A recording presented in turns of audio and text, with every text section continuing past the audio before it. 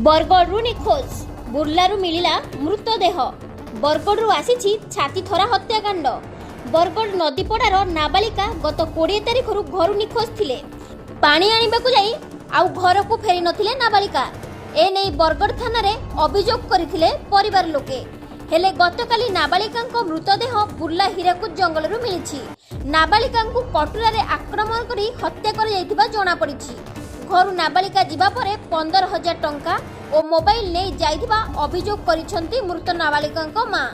हेले मुख्य अभियुक्त राज बारिक तांको झियो को जेभली भाबरे हत्या करिछि सेभली ताको फांसी दंड देबा पई दाबी होईछि।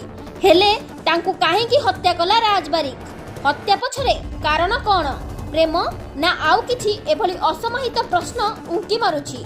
तेबे पुलिस ए घटना उपरु केबे परदा हटाइबो ताहा उपरे नजर। Bureau report political Odisha.